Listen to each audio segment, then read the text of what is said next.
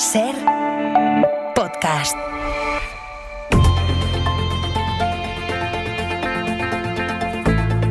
El Abierto. Ser podcast. En el Abierto de esta mañana saludamos a Antón Losada. Antón, buenos días. Buenos días. A Cristina de la Hoz. Hola, Cristina. Hola, buenos días. Y a José Enrique Monrosi. Bienvenido, Monrosi. Muy buenos días, muchas gracias. Va a ser una mañana con mucho dato económico, les decía, porque en apenas media hora conoceremos qué pasó con el paro y con las afiliaciones a la Seguridad Social. En el mes pasado venimos de un dato récord, enfatizábamos a las 8 y de una EPA que fue también de récord, pero esta mañana lo que estamos haciendo es contrastar todos esos datos que han marcado objetivamente un hito en la economía con la realidad de los salarios o con la dificultad para poder acceder a una vivienda. A las 8 recordamos lo que nos contó aquí la ministra de Trabajo y vicepresidenta segunda, Yolanda Díaz, el día en que se publicó la encuesta de población activa, y le preguntamos especialmente por los salarios y por qué podía hacerse por aumentar los salarios. La mediana salarial en España es de 1.666 euros al mes, que no se puede vivir con dignidad con 1.666 euros al mes. Por tanto, yo hago aquí un llamamiento a la parte de los empleadores a que hagamos un país mejor. Hay que mejorar los salarios. Esta fue la respuesta cuando le preguntamos, bueno, ¿y el gobierno qué puede hacer? Su respuesta fue emplazar directamente a los empleadores, a los empresarios. 1.600 euros, decía Yolanda Díaz. Según el Observatorio de la Juventud, el salario medio de la población más joven son 1.048 euros al mes. Esos son los últimos datos, aunque este mes de agosto los actualizarán. Veremos en qué queda. 1.048 euros al mes. El alquiler medio para la población joven son 1.072, más luego los 120 euros de gasto de luz, de agua y todo lo demás. De forma que más del 70% de los hogares jóvenes están sobreendeudados. Es decir, la gran mayoría de los hogares donde habita la población joven tiene que dedicar más del 40% de sus ingresos a poder pagar el alquiler y su casa. Lo hacíamos a las 8, pero vamos a profundizar un poco más. Isabel Fernández Pedrote, buenos días de nuevo. Hola, Sasti, buenos días. ¿Qué nos encontramos ahora mismo si hacemos una búsqueda por internet? Pues mira, echándonos esta madrugada en las grandes ciudades, un estudio todo integrado en el mismo espacio, en Plaza Circular, en Bilbao, 1.100 euros, 40 metros cuadrados. En la primera página del buscador solo encontramos alquileres de temporada, siempre inferiores a 11 meses. En Málaga, un cuarto sin ascensor de 3 habitaciones por 1.400 euros. También en el centro, amueblado, este sí con ascensor, 2.300. En el Gothic, en Barcelona, una habitación en un segundo sin ascensor cuesta 700 euros, compartiendo piso. Por un estudio de 40 metros cuadrados ya piden 1.800. Para una persona sería difícil adaptarlo para una pareja. En el distrito de Chamberí, en Madrid, si buscas algo con 2 dormitorios, encontramos 51 metros cuadrados por 1.750 euros. En la zona de Moncloa, un piso de una habitación, amueblado, 1.870, y si quieres pagar menos de 800 euros, hay muy poco en el centro o dentro de la M30. Es difícil encontrar algo que supere los 25 metros cuadrados. A partir de ahí, salta directamente a los 1.000 euros. Eso por no hablar de los requisitos que te piden. En Madrid hay una inmobiliaria que en Idealista pide adelantar 6 meses en calidad de depósito, y en otros anuncios encontramos el pergamino con las condiciones del proceso de selección al que se enfrenta el interesado en la vivienda: nómina, vida laboral, que acrediten que tienes ingresos 3 veces superior al valor del inmueble y un perfil personal. A partir de ahí se cierra el proceso de selección y empiezan a recibir el veredicto en unos días, cuando el propietario escoge. Si descuelgas el teléfono a las condiciones, por ejemplo, de los 6 meses por adelantado, ellos muy educadamente te advierten. Son condiciones exigentes, ellos lo saben, pero si no puedes afrontarlo, lo entienden perfectamente, porque hay una ristra de personas. Alguien lo afrontará, ¿no? Sí, alguien lo hará por ti, ¿no?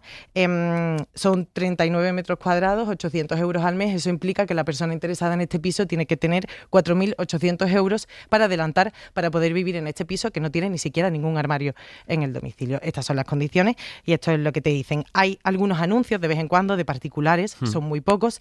Estos duran de media unos 15, 30 minutos en Idealista. Si hablas con los particulares por teléfono, te dicen que se han sentido acosados, que no pueden más y que en poco más de media hora tienen más de 30 candidatos. Con eso es suficiente.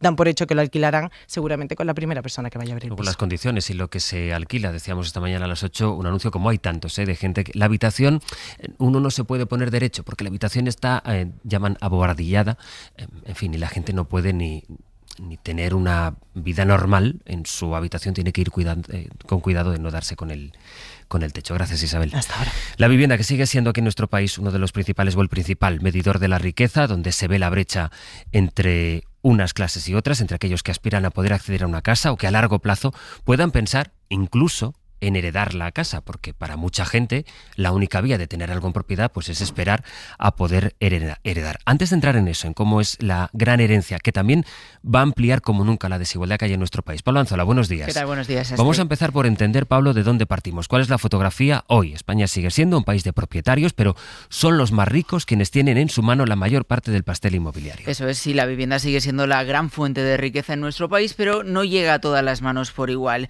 Los más ricos de España concentran hoy el 56% de la riqueza en nuestro país. La mayoría de esa riqueza es inmobiliaria y eso hace que en la práctica casi 4 de cada 10 pisos estén en manos del 10% más rico de la población. Coincide además, y como es de esperar, que los más ricos son también los más mayores, los que pudieron comprar en España casi la mitad de las propiedades, en torno al 45% está en manos de los llamados baby booms, los que nacieron entre el 58 y el 75. Estos son datos de un informe reciente de la Fundación AFI Emilio Ontiveros, desde donde advierten: los hijos de esa generación, de los baby boomers, tienen hoy mucho menos que ellos cuando eran jóvenes. Lo explicaba Daniel Manzano. Que sigue aumentando la brecha de riqueza intergeneracional. Los millennials hoy son bastante menos ricos para casi cualquier decil de riqueza que los boomers a la edad que ahora tienen los millennials.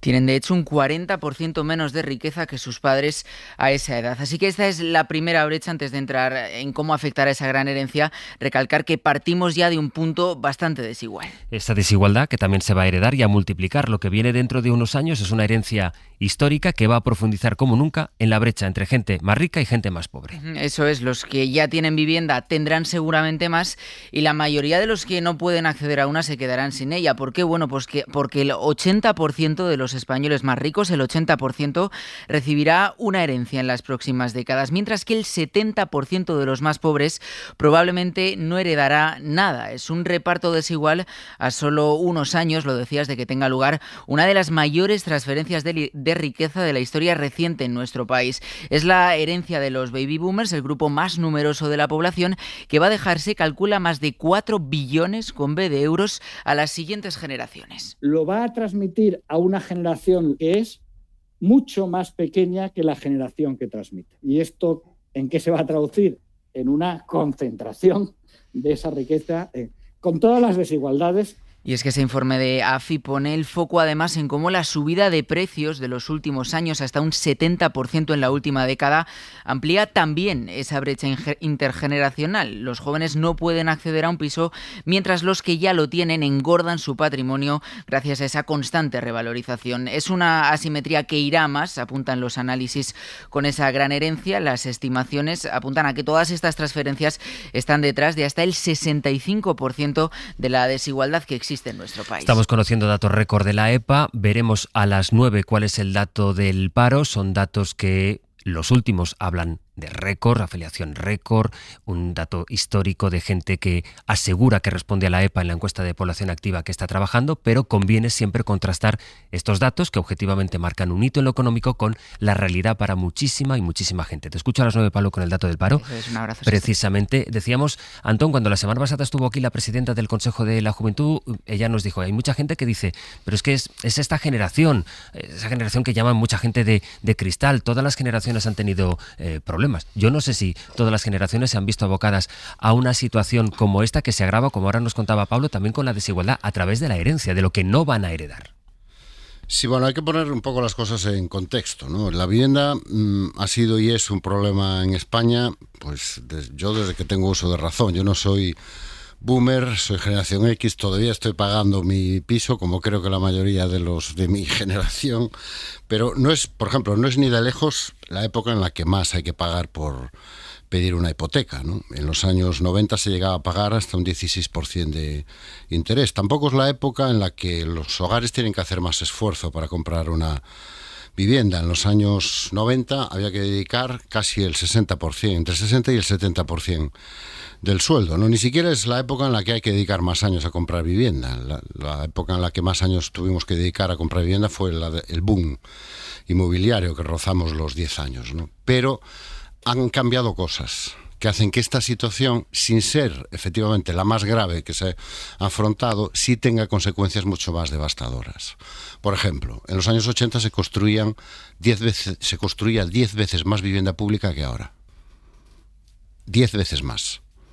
En este momento estamos en un 3, algo de vivienda pública. En los años 80 rozábamos el 7 o el 8%. Había, de hecho, todos los que compraron piso en aquella época recuerdan las famosas viviendas de protección oficial, que había prácticamente en todas las ciudades y en todos los barrios. Ahora no hay vivienda pública, es que no la hay. Se ha vuelto a empezar a construir ahora, pero claro, necesitamos un ciclo de construcción. 2, en los 80 y en los 90 los salarios crecían de verdad, crecían en términos reales. Ahora no. Ahora no crecen en términos reales, crecen, entre comillas, en términos virtuales. Es decir, la capacidad de endeudamiento de esta generación seguramente es la menor de la serie histórica. Es decir, un joven de los años 80 a los años 90 tenía mucha más capacidad de endeudamiento. ¿Por qué? Porque tenía un salario que crecía regularmente. El joven de hoy no. Sabe que su salario como mucho se va a mantener, y son salarios que ya todos sabemos cuáles son los niveles de precariedad y la renta salarial. Tercer elemento, claro, las ciudades han crecido. Es decir, lo que hoy es el centro, en los años 80 eran las afueras. Y claro, uno compara con cuando compraron sus padres, ya, pero es que cuando compraron tus padres ese piso que ahora te parece tan céntrico, entonces era las afueras de Madrid, o las afueras de Lugo, o las afueras de Coruña. Entonces, claro, las ciudades van creciendo y lógicamente las mejores zonas están compradas y están habitadas. Y es difícil comprar una vivienda y si quieres acceder a una primera vivienda tienes que buscar espacios, efectivamente, pues como lo que hicieron tus padres. Y la cuarta razón, que a mí me parece seguramente una de las más determinantes de la situación excepcional que vivimos, junto con los salarios. Aquí el problema son los salarios. Ese es el gran problema. Aparte de que podemos discutir el precio de la vivienda, pero los salarios es el principal problema. Que antes teníamos un mercado de salida. Un mercado que servía como colchón, que era el mercado del alquiler. Si no podías comprar, podías alquilar. Claro, ese colchón ha desaparecido.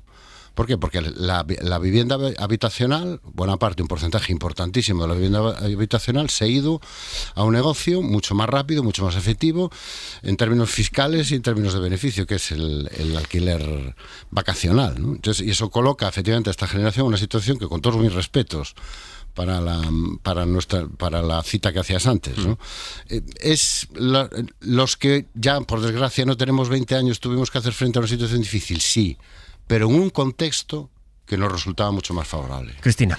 Pues la verdad es que poco que añadir a la radiografía completa que ha hecho Antón. Es cierto que yo creo que cuando hablamos de la vivienda nos fijamos poco en los salarios y en la precariedad laboral. Nada, no nos fijamos nada. Exacto, y en el hecho de que los jóvenes tienen trabajo, pero no saben si la semana que viene lo van a tener, claro, y van cambiando de trabajo, pueden encontrarlo más o menos con cierta facilidad.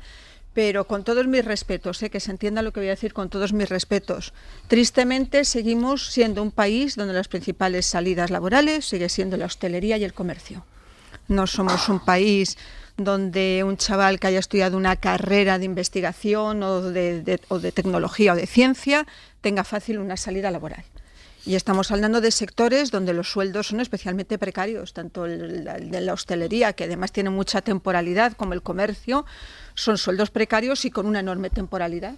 Y ese sigue siendo la radiografía, aunque los datos son que aumenta el número sobre todo de cotizantes, que yo creo que es sobre todo el dato en que hay que fijarse siempre, en los cotizantes. Es verdad que seguimos teniendo una precariedad laboral enorme.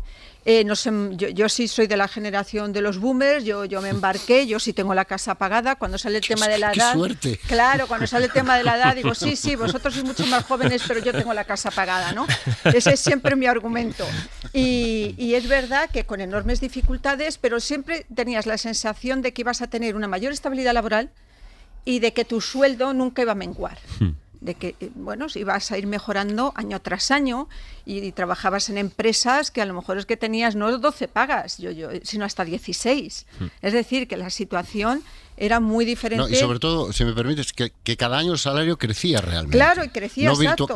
Claro, cada año tenías un poquito más de capacidad adquisitiva. Sí, ¿no? sí, exactamente. Que decías, bueno, voy a pagar esto, pero el año que viene me va a Claro. suponer menos esfuerzo porque tendré un mejor salario. Eso es. Entonces, eso es, y yo, es verdad, yo también entré en el mercado laboral en los años 90, que en los años 90, 80, 90, también había unos altísimos niveles de paro. Has recordado esos créditos al 12, al 13 y al 15% de interés. 16, y el 16. Eso lo he pagado yo también, pero aún así, la perspectiva de futuro que teníamos en aquella generación, en un proceso político lleno de incertidumbres, pero era una perspectiva mucho mejor que la que tienen ahora los chicos. Y luego, que bueno, lo ha dicho FEDEA, lo ha dicho el Banco de España, lo han dicho todas las organizaciones, en este país necesitamos cientos de miles de pisos de nueva construcción, de alquiler social, no solo de alquiler social para jóvenes, sino también de precio asequible para clases medias. No tenemos llevamos 20 años o 30 de retraso. Y con Cristina de la Hoz, Antón Losada y José Enrique Monrose, quien enseguida escucharemos con su análisis de la vivienda, pero por incorporar una perspectiva más, dejadme saludar a Jaime Palomera, que es doctor en Antropología Económica, codirector del Instituto de Investigación Urbana y autor del libro El secuestro de la vivienda. Señor Palomera, ¿qué tal? Buenos días. Hola, buenos días, ¿cómo estáis? Estaba escuchando ahora la conversación que teníamos aquí con Antón y con Cristina. Le querría preguntar para empezar si está de acuerdo en el diagnóstico de que tenemos un problema no solo, que también y por supuesto en el precio de la vivienda, pero especialmente en los salarios en este país. Sí, en buena medida. Es decir, hay un problema claramente de creciente desigualdad y es deseable, como se planteaba, que aumenten los salarios. Esto siempre es deseable. El problema es que el precio de la vivienda desde hace tiempo se ha desvinculado de la economía real y de los salarios. El precio de la vivienda aumenta a un ritmo muy endiablado desde hace tiempo y por lo tanto, por mucho que aumentemos los ingresos, lo que vamos a ir viendo, lo que está pasando en España y en otros países, es que el precio de la vivienda se come cada vez una parte mayor del salario. Por mucho que tú lo aumentes, si los alquileres pueden subir sin ningún tipo de límite, lo que hacen es que se tienden a comer esos ingresos, esos salarios. Pero si me permitís apuntar una cosa, hablabais de un dato muy importante que es el de la cuestión de las herencias. Sí. Está pasando en España algo muy similar a lo que está pasando en buena parte de Europa. Y es que desde hace años, desde hace unas décadas, se hizo una apuesta. La apuesta era construir una sociedad de propietarios donde todo el mundo, quien más, quien menos, iba a poder comprarse su casa con esfuerzo y también con ayuda del gobierno, ¿no? En nuestro país se hizo mucha vivienda protegida que terminó en manos de las familias en forma de propiedad privada y también enormes deducciones fiscales, en torno a 160.000 millones de euros para que la gente se pudiera comprar una casa. Esto permitió que dos generaciones, básicamente Baby Boomer y Generación X, se pudieran comprar su casa, como digo, con esfuerzo, pero que tuvieran acceso a esa sociedad de propietarios y el fundamento de esta sociedad de propietarios era no solamente que ibas a tener una casa, sino que la casa es la mejor de las inversiones. Esto es una política que empezó ya en los años de Thatcher, a final de los 80, en nuestro país con Solchaga y Boyer, y era una serie de medidas que hacía que tú ibas a ser propietario de esa casa, que se iba a desregular el precio de la vivienda en todos los sentidos, que se iba a hacer menos vivienda pública y también se iban a regular los mercados del alquiler. Pero el objetivo básicamente era que, aunque los salarios bajasen, como que el patrimonio de las familias aumentaba, es decir, el precio de tu casa aumentaba, por lo tanto tu riqueza aumentaba, tu riqueza patrimonial que aumentaba compensaba la caída de los salarios reales. Esto funcionó hasta la gran crisis financiera de 2008. Desde entonces, lo que hemos vivido no es solamente una crisis coyuntural, sino un cambio de paradigma. Las nuevas generaciones están accediendo a la compra básicamente a través de la herencia. Hay quien puede, hay excepciones, pero hay millones de personas que su manera de acceder a la vivienda en propiedad va a depender de la herencia. Esto lo que hace es que cada vez más gente depende su futuro de esta gente, no de su trabajo, no del propio mérito, sino sobre todo de la familia en la que naces. Es decir, si tus padres te van a dejar o no casa en propiedad.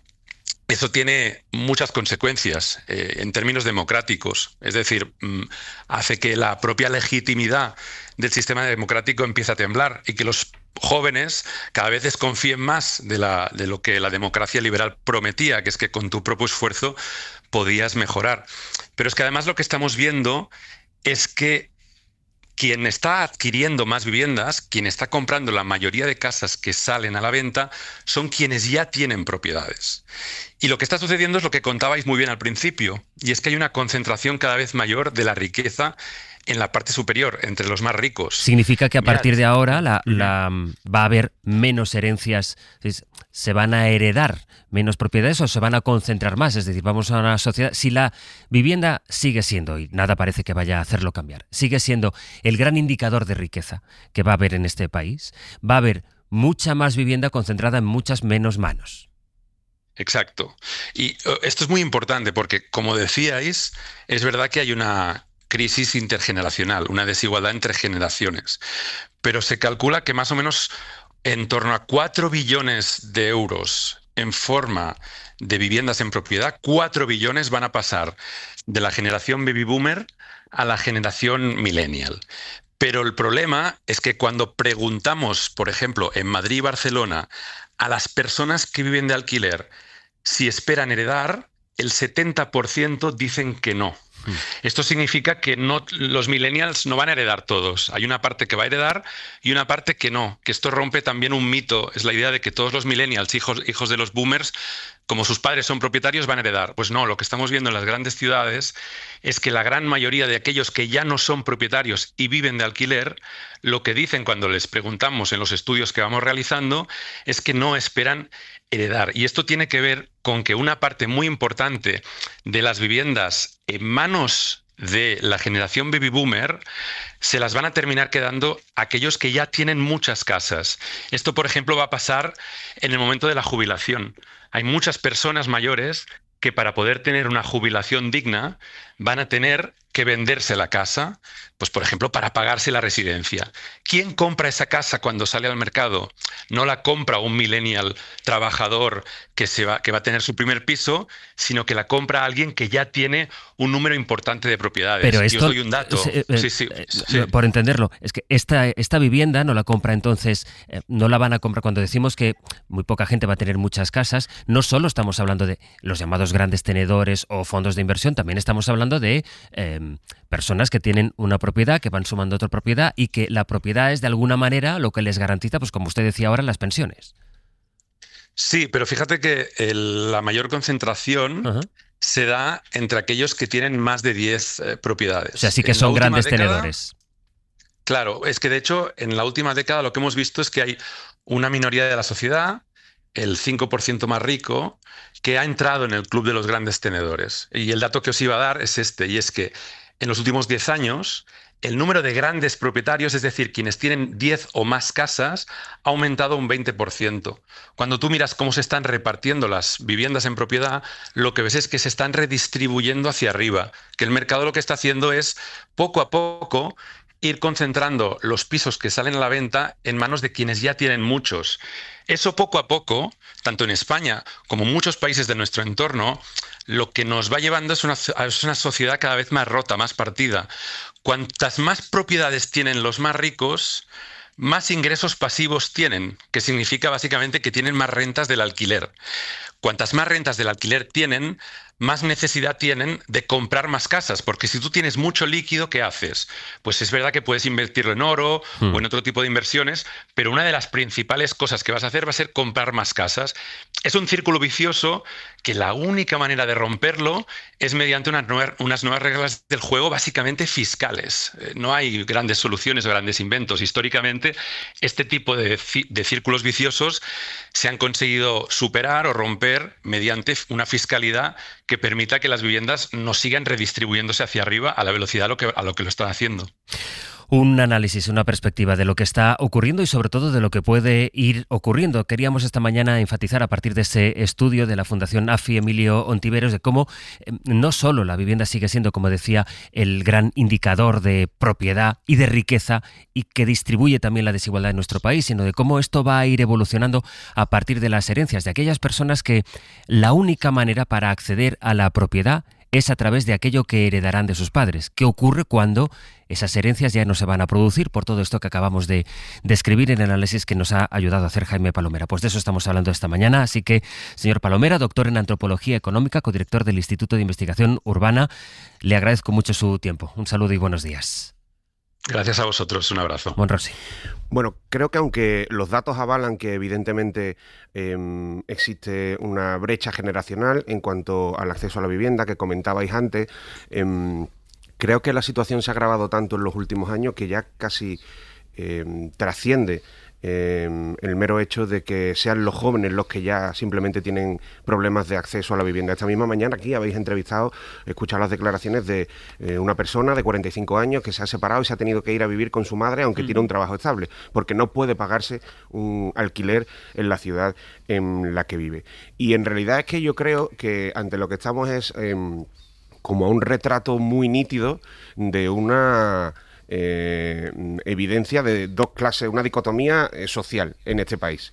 Quienes viven de ser propietarios de vivienda, no digo quienes son propietarios, sino quienes viven de ser propietarios de vivienda, de ser rentistas, y quienes sobreviven para poder pagarse donde viven. Y ante esa tesitura es ante la que se tiene que situar la política, justo ante esa tesitura, ante la tesitura de si la vivienda en este país debe ser principalmente un derecho de quienes son propietarios a enriquecerse a costa de los demás o un derecho básico al que tenemos que tener todos acceso. Y por tanto es un problema exclusivamente de voluntad política. Que es complicado, que es un lío competencial, que no hay soluciones mágicas, por supuesto, eso ya lo sabemos. Pero para eso está la política y se han afrontado problemas de intervención en el mercado directamente, de intervención de precios en este país, desde el precio de la electricidad, el precio en su día en la pandemia de productos básicos como la mascarilla, se han afrontado y se han intervenido. Ya sabemos cuál es el concepto que tiene la derecha de este tema del acceso a la vivienda. Bueno, pues que se construya mucho, que los que construyen y los que son propietarios se enriquezcan todo lo que pueden y que el resto que arree y se las apañe como pueda. Y si tiene que compartir piso con 45 años, 50 años, se tiene que ir a casa de su madre o se tiene que ir a vivir a apartamentos de 30 metros a 70 kilómetros de su lugar de trabajo o del centro de las ciudades, pues que se vayan. La izquierda, en teoría, y digo en teoría porque los resultados son, siendo prudentes, muy modestos, en 8 años de gobierno progresista, el proyecto que debe defender o las soluciones que debe defender para el tema de la vivienda son absolutamente las contrarias. Y es verdad que se han implementado algunas medidas y que están contando con la oposición principalmente de las comunidades autónomas del Partido Popular. Pero vamos para 8 años de gobierno. Y este gobierno, en gran parte de esos 8 años, ha arrastrado los pies. La pasada legislatura la invirtió prácticamente íntegra a discutir en el seno del gobierno sobre una ley de vivienda que ahora mismo está dando muy pocos resultados. Y debería ser consciente de que no hay otra cosa ahora mismo que afecte a más millones de ciudadanos que la imposibilidad en este caso de acceder a una vivienda. Con la solución y lo que proponen las partes políticas, vamos en el análisis a la vuelta. Con el dato recién publicado del paro y afiliaciones a la Seguridad Social, del que acabamos de informarles a las 9 de la mañana, que habla de una ligerísima caída del paro y de una muy ligera también aumento, de una ligera crecida en las afiliaciones, apenas 4.000, por tanto un frenazo en la contratación. Es el dato del paro que refleja la foto de cómo está en este momento tanto el empleo como el desempleo, en este caso, como las afiliaciones, las contrataciones en nuestro sistema, que estamos contrastando esta mañana con el precio de la vivienda y sobre todo la evolución o la no evolución de los salarios. Hablábamos antes con Jaime Palomera. Este sábado en A Vivir habló Lourdes Dancho con Javier Burón, que es director gerente de la empresa de vivienda pública de Navarra, y él hacía esta reflexión sobre algo que comentábamos también aquí en esta conversación en el arranque del Abierto, en cómo hay una generación que ya puede ser propietaria de vivienda y que, decía él, también a ellos les corresponde asumir un sacrificio en la venta o en el precio de los alquileres de sus inmuebles. Yo lo que creo es que cuesta mucho mirarle a los ojos a tus propios votantes, a la boomer buffe, y decirles, mira, vivisteis, os habéis esforzado, habéis trabajado duro, habéis hecho progresar el país, le habéis dado formación a vuestros hijos, os tenemos un montón de cosas que agradecer, pero el modelo inmobiliario os ha ido queriendo beneficiar casi en todos los momentos de vuestra vida, y ahora tenéis unos bienes a los que les traéis un rendimiento y tenéis que bajar el pistón. Tenéis que ganar. Había otra reflexión interesante de Javier Burón cuando comparaba, ahora que Monrosi hablaba de las políticas, y por aquí quiero que sigamos el análisis, él comparaba el modelo Madrid con el modelo, digamos, que aplican ahora en Cataluña, emulando políticas puestas en marcha en Navarra o en el País Vasco. Y tenemos dos modelos encima de la mesa. Y cualquier persona que nos escuche pues me entenderá muy bien, oye, mira, ¿qué va a funcionar mejor? Madrid, con 278.000 nuevas viviendas, que van a acabar siendo todas viviendas de mercado, y sin control de alquileres, y toda una jungla, porque nadie inspecciona y sanciona nada, y ahí cada uno hace lo que le da la gana, ¿eso va a funcionar mejor? ¿O va a funcionar mejor el modelo de Cataluña con 50.000 viviendas protegidas, que sean siempre protegidas y que sean siempre asequibles, gestionadas por operadores públicos y privados que trabajan juntos? Lo que nos devuelve un poco, Antón, a la pregunta que nos planteaba Monrosi, ¿qué puede hacer la política? ¿Qué consensos hay? ¿Y qué pasa, por ejemplo, con la limitación de los precios? Es decir, estos dos contrastes, creo que el modelo en que lo explicaba Burón de Madrid y Cataluña simplifica, pero a la vez nos ayuda a entender dos maneras de aproximarse al problema. Bueno, dos modelos. Llevamos 4 décadas sobre dos modelos de afrontar las políticas públicas de vivienda, ¿no? Dos modelos que con el tiempo han tendido a acercarse, y yo creo que eso ha generado un consenso en el lugar equivocado en torno a las bondades del mercado para resolver la cuestión de la vivienda, y que ahora, bueno, pues esos dos modelos empiezan a distinguirse otra vez nítidamente ante la evidencia de que esto, con la mano invisible del mercado, que diría Adam Smith, no se va a arreglar, porque en este caso la mano invisible, además de invisible, es un poco tonta y no sabe exactamente cómo gestionar esta situación. El mercado no nace para redistribuir la riqueza. El mercado acaba respondiendo a una serie de dinámicas que se explicaban antes, ¿no? Se está produciendo una concentración de vivienda. Bueno, igual que en su día con políticas fiscales se estimuló la compra de vivienda, con políticas fiscales hoy se puede desestimular la concentración de la vivienda. Pasa que, efectivamente, hay que tomar la decisión. Y esa no es una decisión popular en un país donde muchos de los que votan a los dos grandes partidos da la casualidad que también son propietarios de una vivienda. Por cierto, en la tertulia yo creo que habría que dividir no entre jóvenes y viejos, sino entre los que son propietarios como Cristina y los que, y todos los demás. Y los que estamos pagando una hipoteca. O incluso alguna ventaja tendría que tener la edad. Claro, ahí estamos, ya, pero es que yo tengo edad y no tengo esa ventaja tampoco. Entonces yo sí que soy perjudicado. Bueno, la primera cuestión, la política fiscal, la primera cuestión es: hay que tomar la decisión de intervenir, porque esto solo no se va a arreglar. Punto 2, la política fiscal sirve para impedir que se produzcan estas concentraciones, igual que para impedir los sobrebeneficios. Es decir, si se están generando sobrebeneficios en un sector, eso se puede tasar fiscalmente y se puede castigar fiscalmente para que, efectivamente, como decía el invitado a La Vivir, los propietarios bajen el pistón. Aunque sinceramente yo no creo que la política de vivienda en España se resuelva a base de la buena voluntad de la generación de los boomers. O sea, a ver si ahora los boomers van a ser los culpables de lo que está pasando con el alquiler turístico, o a ver si ahora los boomers van a ser los culpables de que se haya renunciado a construir vivienda pública pues en las últimas 3 décadas, ¿no? Y un elemento que para mí es esencial y fundamental: hay que acabar con el agujero negro del alquiler turístico, porque eso es un pozo sin fondo de dinero negro y de fraude fiscal, que es lo que hace que el negocio sea tan lucrativo y tan rentable. Igual que en su día se entró en el mercado del alquiler y hizo muy bien Hacienda, y ahora el alquiler está muy vigilado fiscalmente, esto tiene que empezar a ser vigilado fiscalmente, porque buena parte de los beneficios y esta necesidad de meter todos los pisos ahí es que eso es un pozo sin fondo. Un pozo sin fondo de beneficio, de dinero negro y de fraude fiscal. Y finalmente hay que decir a la gente que esto no se arregla mañana, que no hay soluciones mágicas y que efectivamente tenemos que hacer un esfuerzo enorme de construcción de vivienda pública que nos aseguremos que no acabe en la especulación. Pero claro, eso es un ciclo que como mínimo es una década. Pero no podemos seguir siendo un país que está en la mitad de la media europea de vivienda pública en este momento. La mitad. Es que Alemania, por cada vivienda pública que tenemos aquí, Alemania tiene 4. Y ellos tienen también un problema con el precio de la vivienda. Porque efectivamente, lo decía muy bien el invitado, el precio de la vivienda está desvinculado de la realidad de los salarios. Tiene su propia inflación, sí. Claro. Su propio Pero índice. también, volvemos a lo mismo, la capacidad, en este país llevamos 2 décadas en un crecimiento real de los salarios. Así es muy difícil acceder a nada.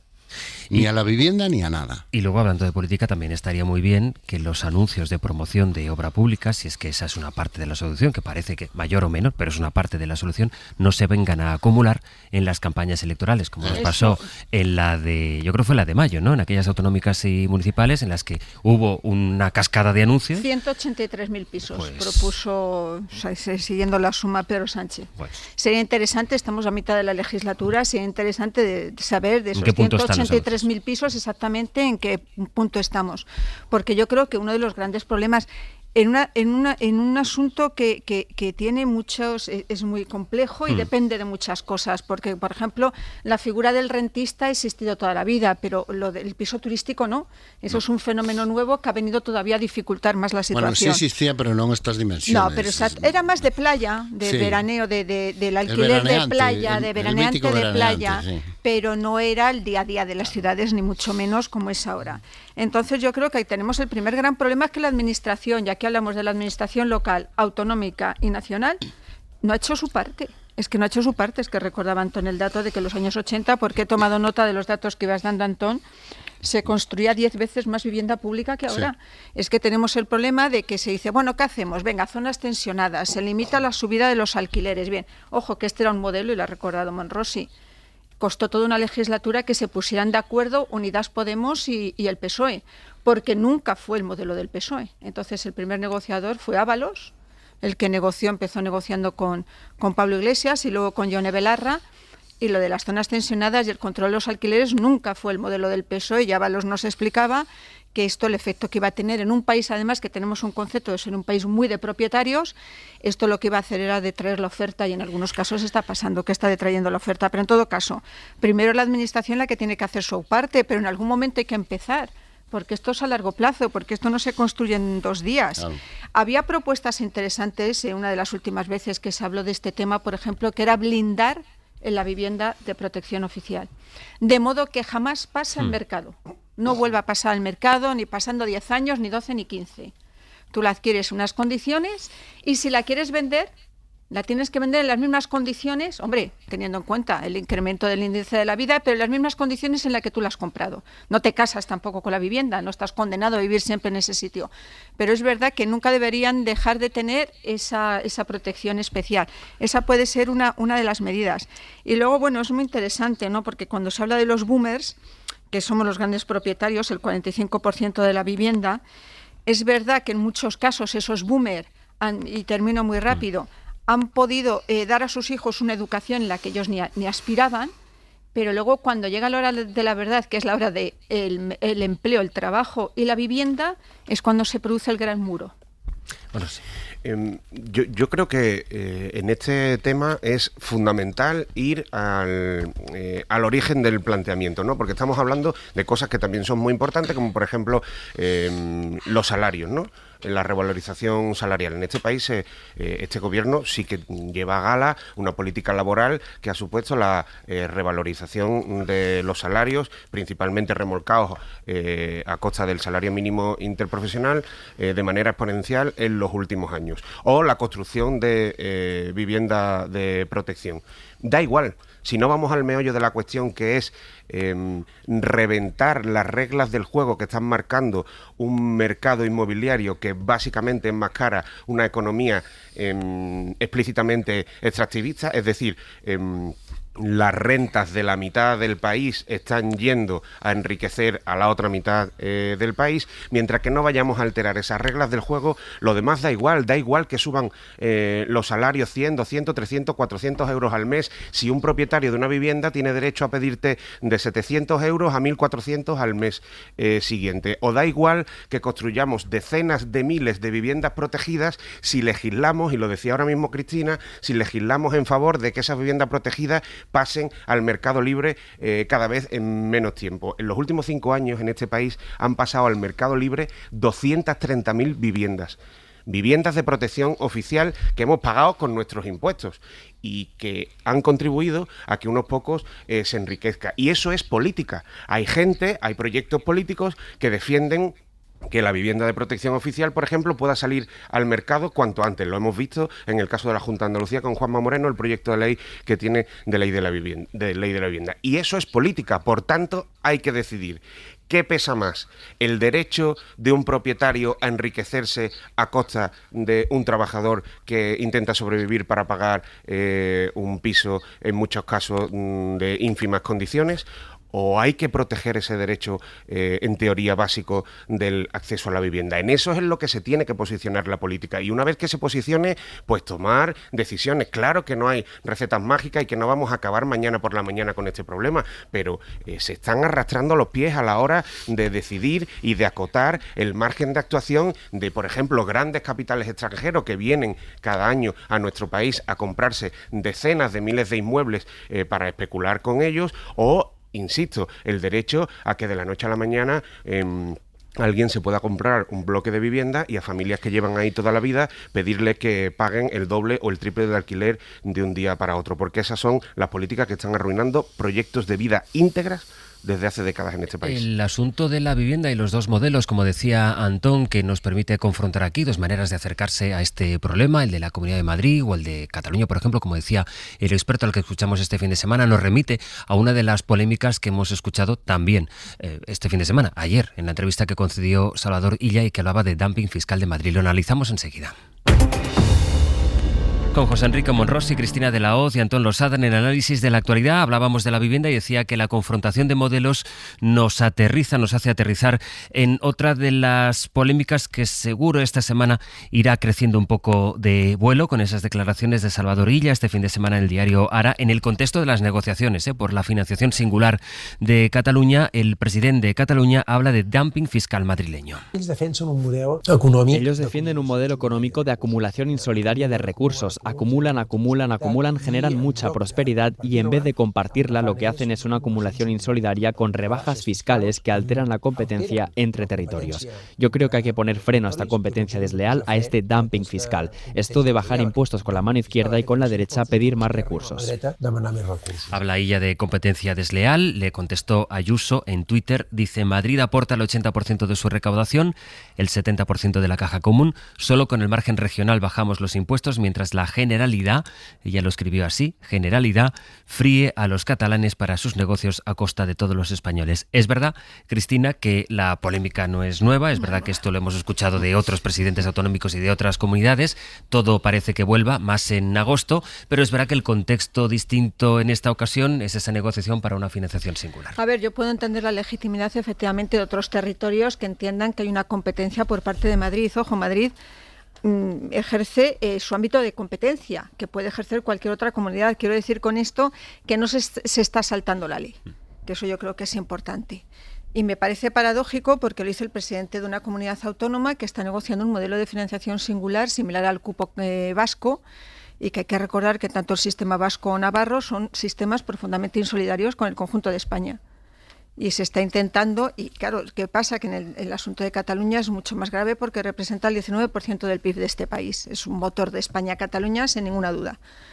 Y esa es la gran paradoja. Yo no le veo, considero que ya esté tan preocupado por el tema del dumping fiscal, de la competencia que Madrid puede hacer, sobre todo a las comunidades limítrofes, Castilla-La Mancha, Castilla-León, sino que está preocupado por la competencia que Madrid ejerce con Cataluña. Esa es su principal preocupación. Conocimos un informe de financiación singular en el que había una cláusula ante Madrid en la que se decía: a mí usted me va a dar la recaudación y la gestión de mis impuestos, pero quiero que limite la capacidad que tiene Madrid de manejar, de determinar cuál es su margen de maniobra con la parte que tiene cedida de impuestos. Me parece escandaloso por parte de Salvador Illa. No sé, ha habido una especie yo creo que Salvador Illa siempre se habla de las dos almas que tiene el PSC, ¿no? Y que siempre se habla de un alma más soberanista que ha provocado a veces trasvases, ¿no? Entre el PSC, RC. Pues yo creo que practica una especie de soberanismo light, de soberanismo soft, no sé si, la última encuesta del CEO en Cataluña... ¿Tú crees que Salvador Illa es realmente un soberanista? No lo creía. No lo sé si es una cuestión también de posicionamiento político, por si ve algún peligro o algún riesgo, ¿no? Teníamos el último sondeo del CEO que hablaba de que la horquilla más alta, evidentemente la horquilla más alta no se suele dar. Habría la posibilidad de una alternativa a un gobierno de Salvador Illa en la horquilla más alta y de que se recuperaba un poquito, ¿no?, el tema independentista. Pero es una especie, es que desde, es verdad, y esto a mí directamente me lo ha confesado cargos de la Generalitat, de que Madrid y la financiación de Madrid se ha convertido en un objetivo. Y hemos pasado una especie un poco del España nos roba al Madrid nos roba. O sea, que decir que el problema de financiación de Cataluña somos Madrid me parece un juego como poco tramposo. Monrosi. Bueno, que la Comunidad de Madrid viene ejerciendo políticas de dumping fiscal desde hace décadas y especialmente bajo el mandato de Isabel Díaz Ayuso es un hecho constatable en los datos. Por ejemplo, ya se documentaron los trasvases de un montón de grandes patrimonios a la Comunidad de Madrid por el simple hecho de la bonificación absoluta decretada por el gobierno de Isabel Díaz Ayuso de ese impuesto, del impuesto de patrimonio. Y eso genera el trasvase principalmente, y esto hila también con la discusión que teníamos antes, de patrimonios basados en el rentismo que encuentran en la Comunidad de Madrid su pequeña especie de paraíso fiscal. En competencia desleal, por supuesto, con otras comunidades autónomas, y también cayendo en la contradicción que sí que comparto, que señalaba el presidente de la Generalitat, Salvador Illa, de que mientras reduce la capacidad de recaudación de la Comunidad de Madrid, achaca al gobierno central de Pedro Sánchez no tener recursos suficientes, por ejemplo, para tener las urgencias disponibles en verano en la sanidad pública madrileña o para tener los recursos suficientes en la educación pública. Por tanto, esto es un hecho constatable y yo creo que difícilmente debatible. ¿La Comunidad de Madrid ejerce política de dumping fiscal? Sí. Ahora bien, dicho esto, que la Comunidad de Madrid ejerza políticas de dumping fiscal legitima al gobierno de la Generalitat de Cataluña para romper las reglas del juego de la financiación autonómica y desmarcarse con una hacienda propia que beneficie a un territorio ya de por sí beneficiado desde un punto de vista económico y eminentemente rico? Pues mi respuesta clara y rotunda es no. Si un proyecto progresista siempre defiende que quienes tienen más tienen que pagar más impuestos, hablando de personas, pues no encuentro razón alguna por la que no tenga que ser así, hablando de territorios. Antón. Bueno, se han puesto muchos temas encima de la mesa. Lo primero, decirle a la presidenta de la Comunidad de Madrid que, hombre, aunque solo sea por educación, es Generalitat, ¿no? O sea, no hace falta, no sé, es tan innecesario, es tan ridículo no recurrir a ese tipo de cosas, así como nota a pie de página, ¿no? Y después, a ver, yo creo que es importante no confundir que haya un sistema centralizado con la solidaridad. O sea, que exista todos tengamos el mismo sistema fiscal, sea garantía de solidaridad. Por ejemplo, con el sistema actual podemos preguntarle a una comunidad que Sastre conoce muy bien, Valencia, que nos puede dar a todos lecciones de solidaridad, porque ellos sí que dan mucho más de lo que reciben y llevan así bastante tiempo. Entonces, y aquí no hay cupo ni hay nada, no. Es este sistema que castiga sistemáticamente a determinadas comunidades y beneficia a otras. Galicia, por ejemplo, es otro caso bastante claro, ¿no? Tener una población dispersa es algo que nadie nos compensa y que tenemos que asumir con nuestros propios recursos. ¿El sistema de cupo es insolidario? No, el sistema de cupo lo que es responsable. Porque si a la Hacienda Vasca le va mal, no está papá Estado detrás. Si la Hacienda Vasca tiene dificultades para financiarse en los mercados, no está papá Estado detrás. Se tienen que financiar ellos con sus recursos y su sanidad y todos sus servicios con sus propios recursos. Yo me parece que haya una comunidad o otro territorio que quiera tener ese sistema no me parece insolidario. O sea, el hecho de que yo quiera algo no significa que vaya a ser insolidario con ninguno de vosotros. Igual que el hecho de que vosotros no lo queráis afecta a mi derecho de quererlo. Entonces, si se puede ir sinceramente, yo creo que tenemos un problema grave en España, no tanto de dumping fiscal como de ilusión fiscal. Hay muchas comunidades autónomas de todos los colores que se han instalado en una ilusión fiscal, ellas son las que bajan los impuestos y ellas son las que le ahorra dinero al contribuyente. Y el malo es el Estado, que o es el que cobra los impuestos o es el que le niega o nos niega los recursos que en justicia nos corresponden. Y mientras no se rompa esa dinámica, va a ser muy difícil encontrar un sistema de financiación. ¿Por qué es tan difícil llegar a un acuerdo de un sistema de financiación en este país? Aparte de la crispación, la polarización, nunca ha sido fácil. Porque al final el único que asume la responsabilidad es el Estado central. Y las comunidades autónomas, que deberían asumir su cuota parte de su responsabilidad, están mucho más cómodas en el papel de no, yo soy la que bajo impuestos. La que sube impuestos y la que cobra impuestos es el Estado. Y el responsable de que nuestra sanidad esté como esté o nuestra educación esté como esté no soy yo, que es el Estado que no nos da los recursos que nos corresponden. Entonces sería muy bueno, si queremos empezar a construir un sistema que realmente se pueda ir corrigiendo y arreglando con pactos regulares, distribuir un poquito más la responsabilidad fiscal. Porque sin responsabilidad fiscal es imposible llegar a acuerdos. Mientras varios de los actores que se sientan a la mesa estén instalados en esto que llamaban los economistas en los 90, ¿no? La ilusión fiscal va a ser muy difícil llegar a un acuerdo, porque es una posición políticamente muy cómoda.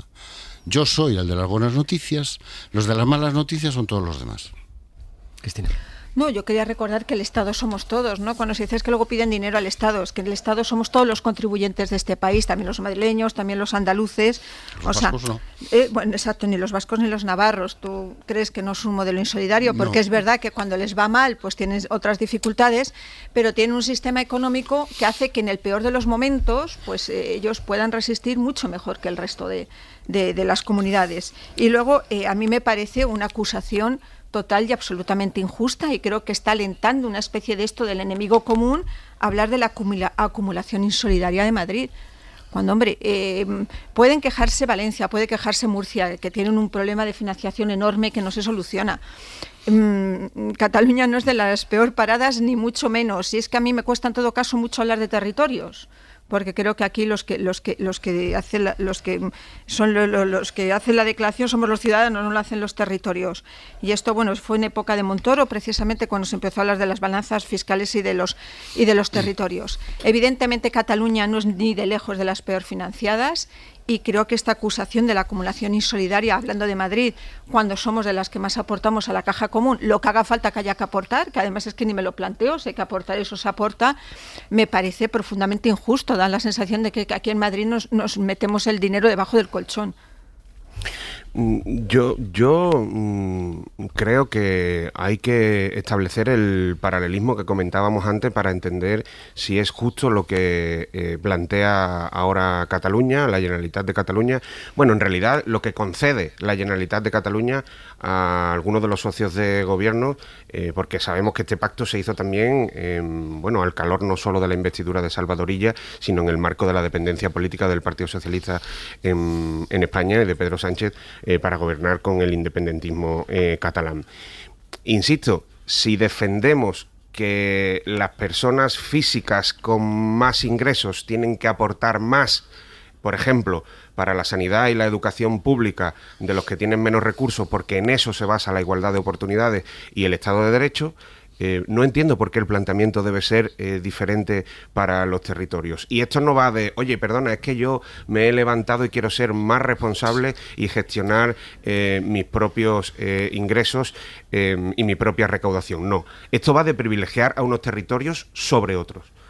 De eso va. No va de otra cosa. No. Va de privilegiar a territorios que tienen más recursos para que se queden con más recursos bajo única y exclusivamente ese argumento, que ellos tienen más recursos y que aportan más que otros. Pues sí, Cataluña y otros territorios del Estado, también Euskadi, se han beneficiado, por ejemplo, de políticas industriales del Estado, y también en otros momentos de la historia han ejercido de dumping fiscal y casi de dumping laboral con otros territorios mucho menos beneficiados históricamente en este país. Y ahora lo que están diciendo es que, oye, es que nosotros tenemos un IRPF superior a Extremadura, a Andalucía o Murcia, y por tanto aportamos más impuestos y más recursos al proyecto global. Y eso es injusto. No, eso no es injusto. De eso va la solidaridad fiscal. Y si de eso va la solidaridad fiscal entre ciudadanos. Insisto en que no entiendo por qué el planteamiento debe ser diferente para territorios. Porque los territorios son diferentes. No, los territorios... Y tienen necesidades diferentes. No, los territorios no son diferentes. Un sistema la diferencia como el catalán, no significa necesariamente privilegio. Sí, claro que sí. Entonces, igual que la uniformidad no significa necesariamente solidaridad. No habléis a la vez, Antón. Perdón. Cataluña está planteando esto para ser más solidaria, ¿no? Y para aportar más dinero. O para privilegiar a los ciudadanos catalanes que tienen más IRPF, por ejemplo, respecto a los del campo de Gibraltar. Hombre, claro, por supuesto, y están en su derecho, Deja que hable Antón ahora, están en su derecho los gobernantes catalanes de reclamar algo así, pero nosotros estamos en la obligación de explicar por qué lo hacen. Antón. Bueno, pero habrá que explicarlo poniendo encima de la mesa la realidad. Y la realidad es que el sistema, Cataluña lleva contribuyendo al sistema de financiación común y a la solidaridad interterritorial en las últimas décadas. ¿Y de cuánto tiempo tiene que durar esa solidaridad? Tiene que ser siempre la misma. Rica. Los territorios, ¿qué han hecho los territorios que han recibido esa solidaridad con esos recursos? Es que esos debates hay que ponerlos encima de la mesa. Y yo vivo en una comunidad autónoma que tiene una fisonomía y un territorio muy peculiar y una población distribuida de una manera que no se parece en nada a la de Cataluña. Entonces yo necesito un tratamiento fiscal diferente, porque tengo necesidades diferentes. Entonces la diferencia no significa privilegio, igual que la uniformidad no significa solidaridad. Entonces yo creo que es importante plantear el debate fiscal en términos fiscales, no en términos de agravio comparativo, quién recibe más, quién recibe menos. Tendrá que estar relacionado con la capacidad de cada uno de esos territorios, con la capacidad de las personas que viven en esos territorios, con las necesidades de esos territorios, con las deudas que puedan existir entre unos territorios y otros. Pero no, yo no creo sinceramente que el planteamiento catalán, que es discutible y no estoy yo aquí para defenderlo ni mucho menos, se basa en una idea de que queremos privilegios frente a otros territorios. Cristina, a lo mejor lo que ponen encima de la mesa es, oiga, a lo mejor ha llegado el momento, después de 40 y pico años de sistema de financiación autonómico, de replantearse si la solidaridad territorial funciona como debería estar funcionando y si la responsabilidad fiscal que están asumiendo los diferentes territorios se corresponde con los recursos que reciben. Cierro contigo, Cristina, que no, quiero a mí cambiar hay un concepto que me parece aberrante, que es el de la ordinalidad. Como yo aporto más, tengo derecho a más. Ese es el principio. No tengo derecho a mantener mi renta. Es como si yo pago más impuestos que mis vecinas y exijo para ello una mejor sanidad y una mejor educación pública porque aporto más. De principio, o sea, el principio de redistributivo que tienen los impuestos y de solidaridad. Es que como hablamos entre territorios, vamos a hablar entre ciudadanos. De solidaridad entre ciudadanos es básico en un Estado de Derecho. Lo que pasa es que cuando dices, entiendo la filosofía de hablar como ciudadanos, no como territorios, pero al final el que es imposible, no hablar de territorios cuando tú piensas en una persona que va a la sanidad pública de Extremadura o de Cataluña, o de Andalucía, o de Madrid, efectivamente. Y quieres ver, es decir, al final los territorios son los servicios que recibimos también los ciudadanos y la financiación de esos servicios. Los ciudadanos los que tenemos que tener absolutamente, derecho pero también, a una cartera y luego, de servicios públicos, evidente, todos. Hay otro debate. Vivas donde vivas, con todas las dificultades que puede tener la despoblación, el hay otro debate, envejecimiento. y lo cierro aquí, que es también la oportunidad, es decir, el por qué surgen los debates. Estamos hablando de esto porque hace un año se necesitaban los votos de Esquerra Republicana para la investidura de Salvador Illa, y eso es lo que ha acabado propiciando un debate que al final arrastra sobre dice Antón, el debate sobre, oye, tenemos durante mucho tiempo, este país ha tenido la incapacidad. Y yo es que recuerdo, yo cubrí ruedas de prensa de Pedro Solbes cuando era ministro y hablaban ya de la financiación autonómica y aquello acababa, pues sí, gastábamos muchas horas en hacer muchas crónicas, pero acabó en lo que acabó y aquí estamos.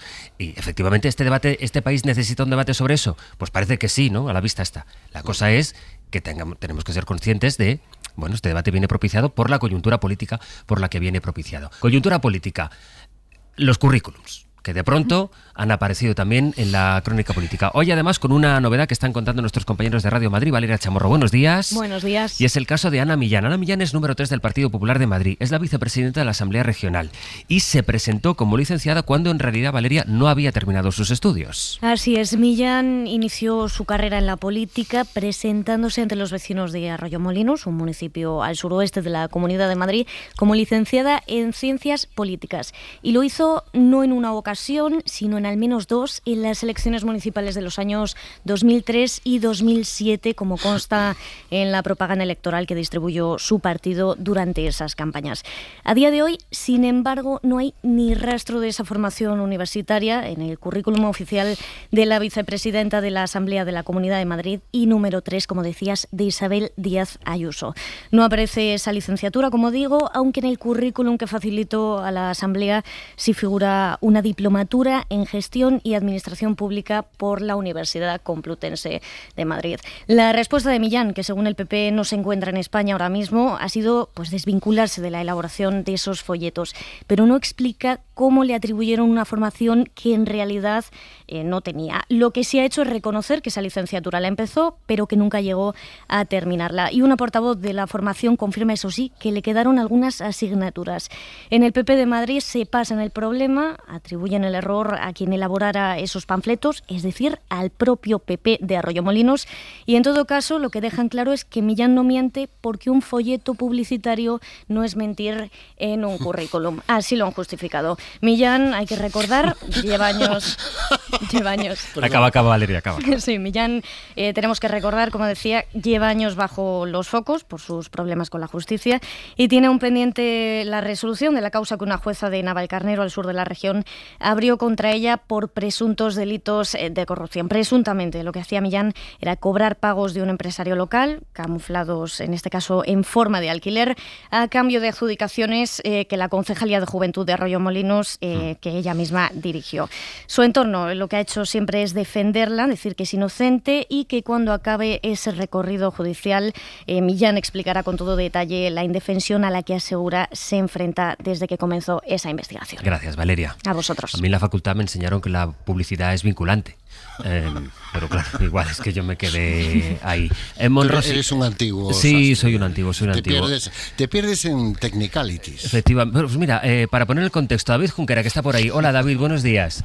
Hola, muy buenas. Pues este caso de Ana Millán que estamos contando hoy se suma a los últimos acontecimientos que hemos ido conociendo estos últimos días, que teníamos casos en Madrid, con Noelia Núñez precisamente, en Valencia o en Extremadura.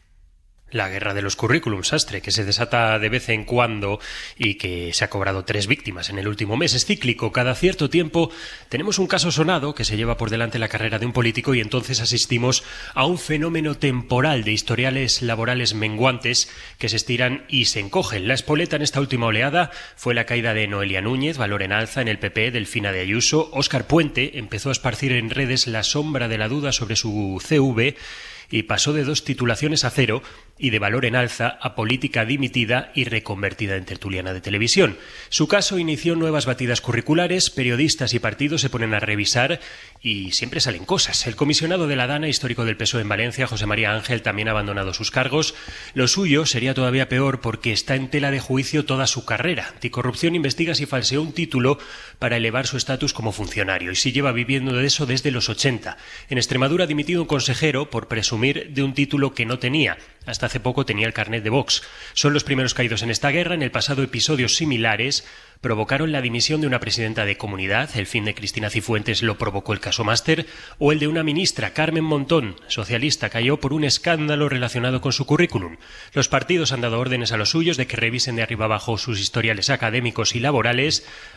Así que vamos a asistir en los próximos días al fenómeno de los currículums Guadiana, donde antes hubo títulos que antaño aparecieron, pues ahora desaparecen. Hasta luego, David. Hasta luego. Luis Oncalas, un lector del diario El País, que hoy escribe a su director desde Algeciras esta carta. Soy de esos universitarios que se encerraba en casa en época de exámenes, perdiéndose ferias y fiestas.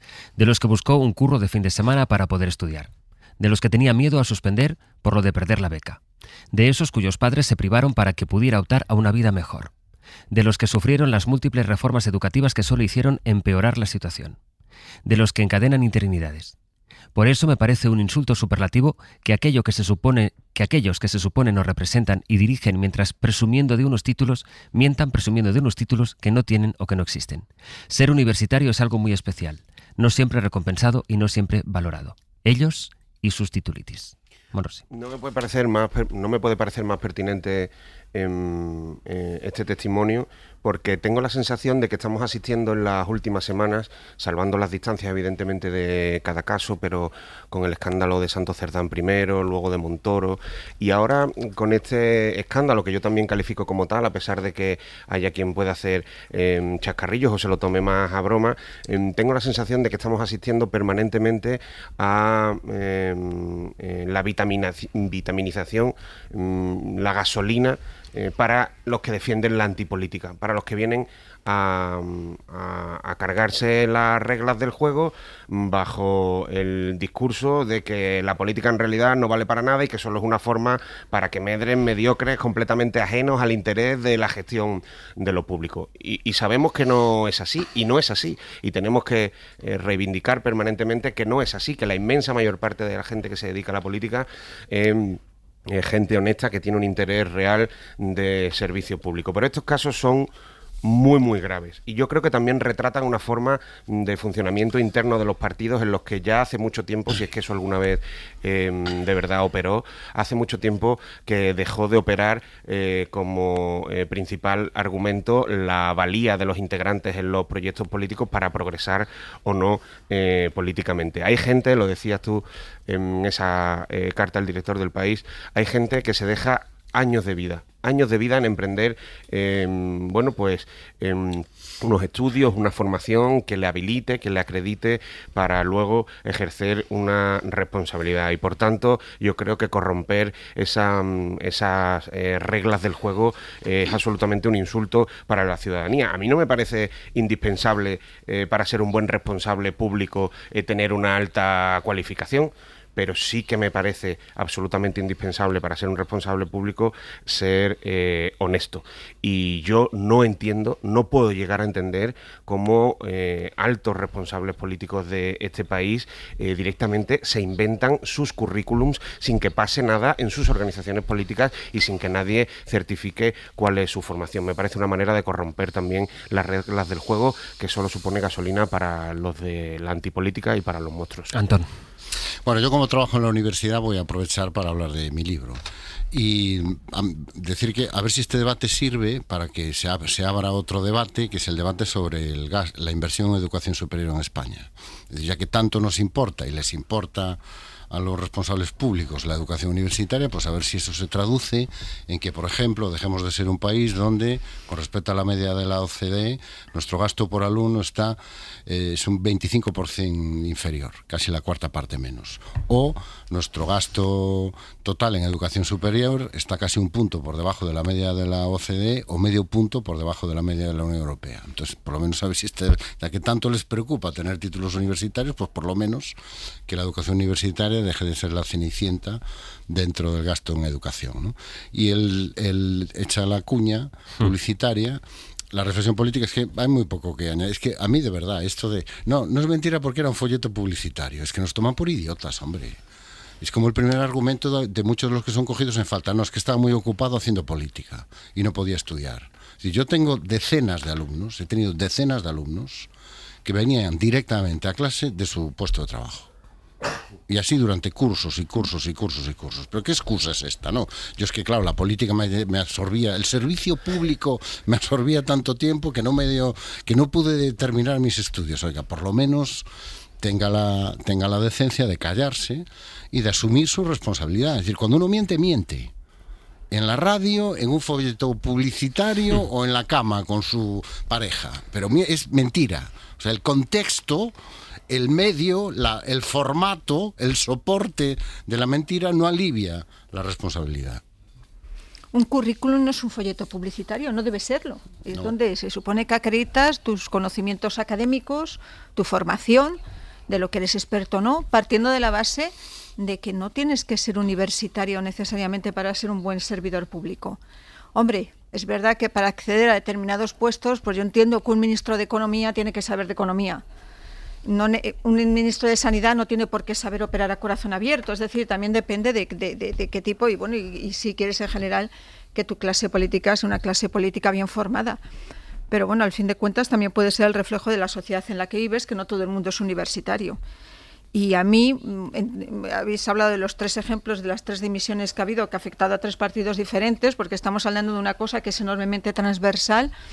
No sé si a vosotros os llamó la atención, pero a mí me llamó poderosísimamente la atención que la ministra de Universidades, Diana Morán, saliera en defensa de una persona que no es que ha inflado o falseado su currículum, sino que falsificó un título. Supuestamente.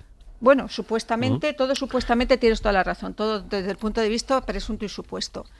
Hemos visto un presunto, supuesto título con las cuestiones que se supone que pudo falsificar. Que eso es lo que añade gravedad al asunto, que presuntamente no es que inflara su currículum, sino que se valió presuntamente de ese título universitario, además, para acceder a niveles más altos de la administración. Y tenemos una ministra de Universidades que sigue alabando la honestidad y la valía de su excomisionado, su excomisionado para la DANA. En fin, y luego otro apunte. Esta es una cuestión que decíamos lo del fenómeno temporal. Vamos a ver, te van a mirar el currículum. Más tarde o más temprano te lo van a mirar. Más tarde o más temprano van a mirar si has modificado el currículum a lo largo de los años. Digo, si eres cargo público o político. Falsificarlo, falsearlo, hincharlo, es una auténtica estupidez. Dejadme cerrar la política nacional con este testimonio que en Galicia hemos escuchado precisamente este fin de semana. A quien no sabe distinguir una broma, yo le diría, tómate un albariño y descanse. Y desde aquí les mando mucho ánimo a todos los que tienen que trabajar en agosto. Tú supiste distinguir la broma, ¿no, Antón? De que cuando dijo Feijóo que las vacaciones estaban sobrevaloradas. Sí. Vale. Yo sí, es ironía sutil nuestra. Pero bueno, le pasa mucho en Madrid, ¿eh? No le acabáis de pillar el tono irónico. Ya.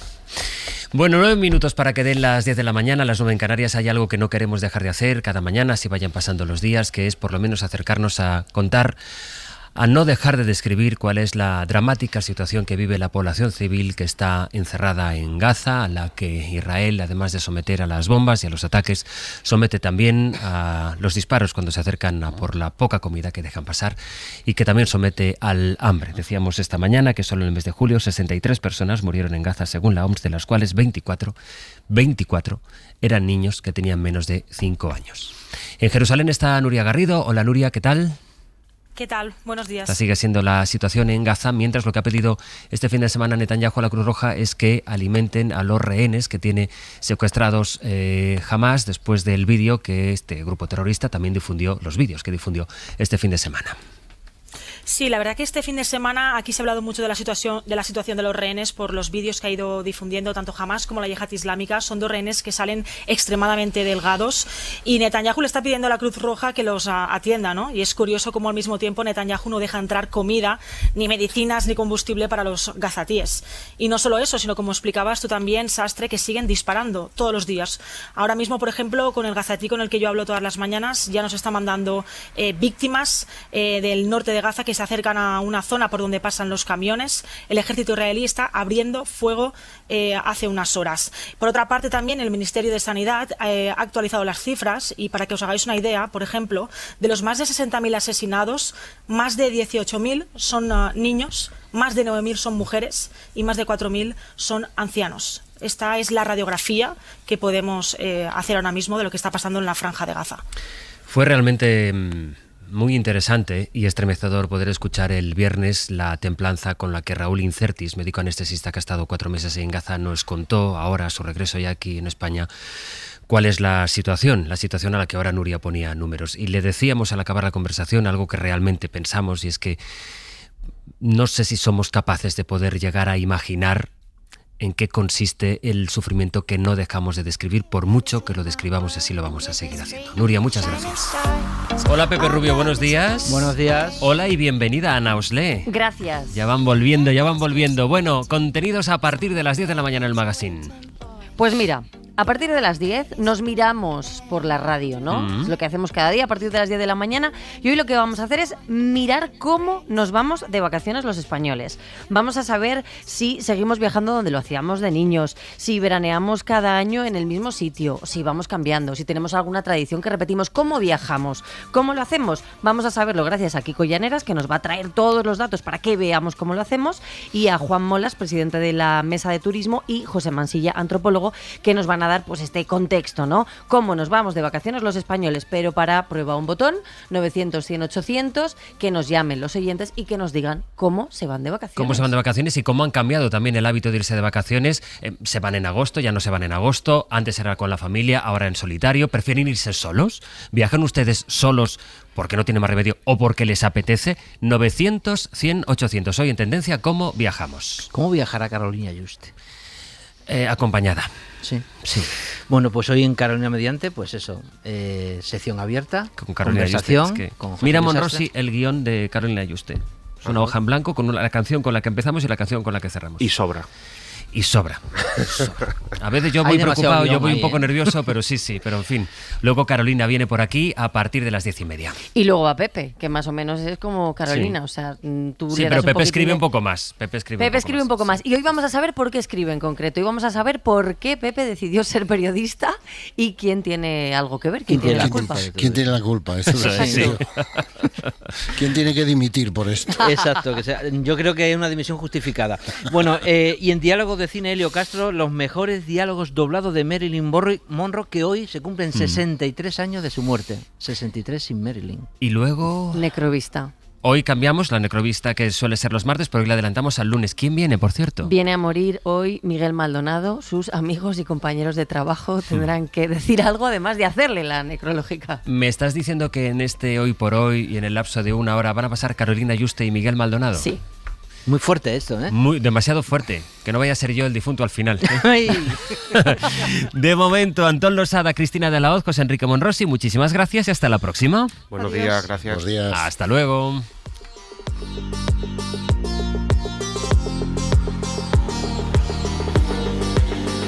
Para no perderte ningún episodio, síguenos en la aplicación o la web de la SER, Podium Podcast o tu plataforma de audio favorita.